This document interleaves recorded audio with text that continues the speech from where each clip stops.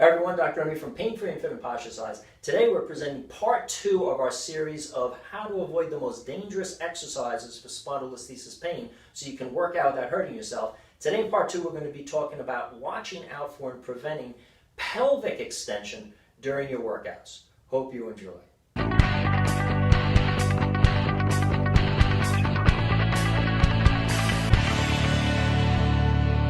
So in part 1 of this series on avoiding the most dangerous exercises for spondylolisthesis pain, we talked about torso extension, where the rib cage had a tendency to lean backwards, aggravating or increasing the arch in the lower back and aggravating low back pain. Today with spondylolisthesis, we're going to be talking about the next most common problem and dangerous exercises that force or have a tendency to lead to pelvic extension.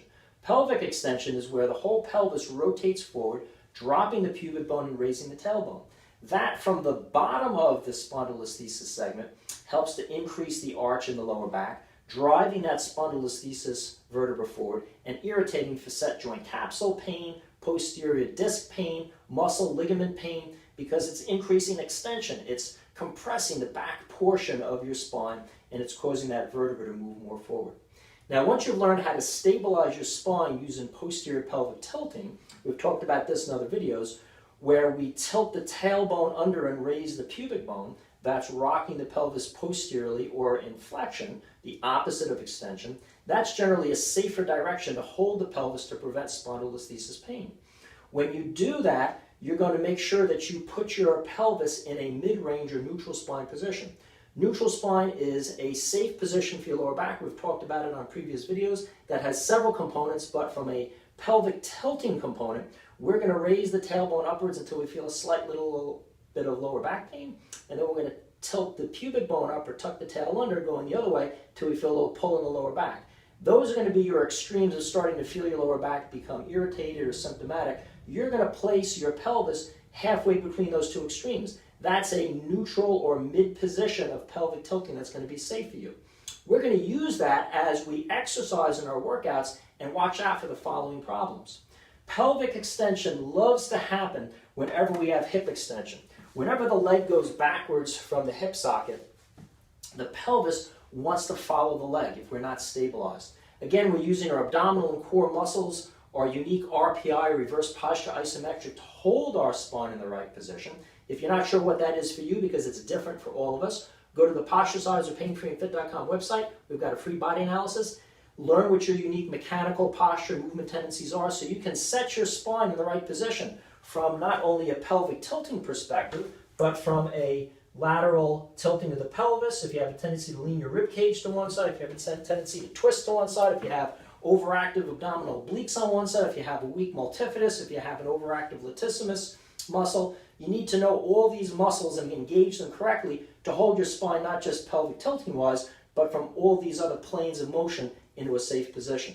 So once you have that, you especially have to watch out for pelvic extension when the leg is behind you. So exercises such as hip extensions, when you're holding on to a bar band, you may have a cable against your leg or your ankle and you're bringing your hip backwards. That can happen in the standing position. The further the leg goes back from the hip socket, the more the pelvis wants to extend. So it helps to keep your lower back on a monitor with your hands so that as your leg goes back, you're localizing that motion just to the ball and socket of the hip, and you're resisting the tendency to overarch the lower back as you go backwards. Again, you're using your abdominal tension to keep the pubic bone up to avoid that, keeping yourself in a safe position.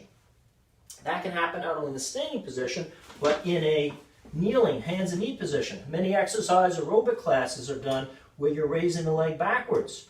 When we're doing pumps and hip extension, the higher the thigh goes, the more the low back wants to arch. Again, we have to hold that tailbone under so that the lower back is in a neutral position, so all the motion comes from the hip and not the lower back.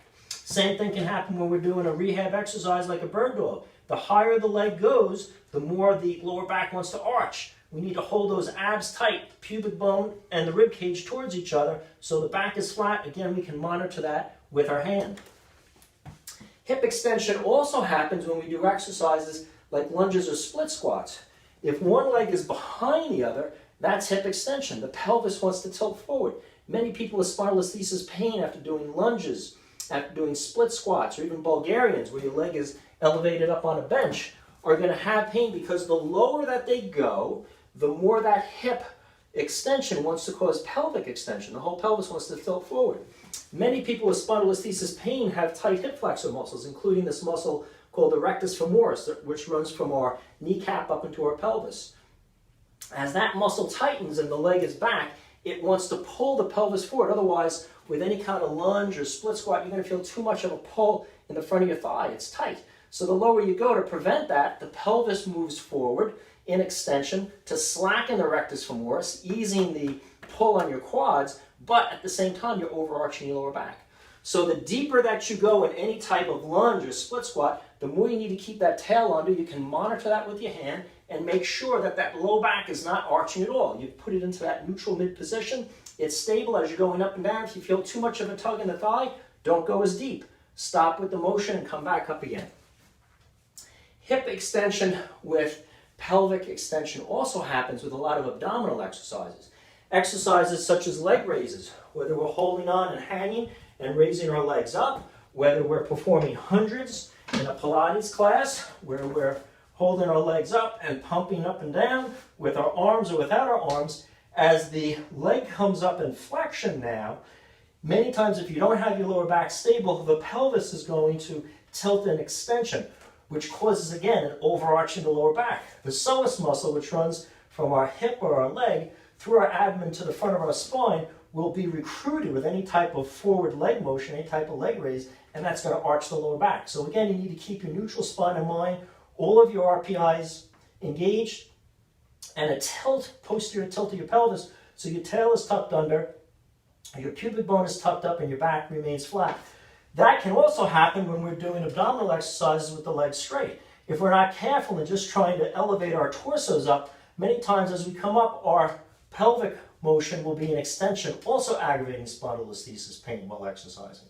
So we have to always make sure any abdominal work, whether it's a curl up, a crunch, a full sit up, is instigated with setting the pelvis in posterior pelvic tilt, tail under, pubic bone up, rocking the pelvis that way to that midpoint motion. It flattens the lower back, and as you maintain that, you do your abdominal work, whether you're working in rotation or straight abdominal work.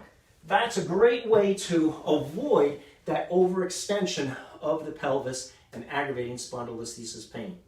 If you like this video on avoiding big exercise mistakes for spondylolisthesis, including hip extension and pelvic extension, feel free to subscribe to our channel. We got a lot of great videos out there to help you. If you'd like to help me share this valuable information with others, give me a thumbs up below. Questions or comments, write in. I'll do my best as always to answer them. And remember, if you're looking for a great program to learn what your unique mechanical tendencies are, what your stabilization, spinal issues are in your spondylolisthesis pain, check out our Fast Track program for spondylolisthesis at the painfreeandfit.com website. It has all the self-analysis you need, corrective exercises and stretches, learning how to coordinate movements and present yourself with proper movement patterns again, and helping to get back into working out how to do it with the exercises, the sequence of exercises, and the kinds of routines you need to get yourself active again without aggravating your lower back pain. And if you don't like reading program books, feel free to contact me through the painfreeandfit.com website. I'd be happy to get together with you online to figure out an analysis and a specific customized program for you to get you active without aggravating your lower back pain. I hope this video on spondylolisthesis dangerous exercises helps you with your working out and avoiding your lower back spondylolisthesis pain.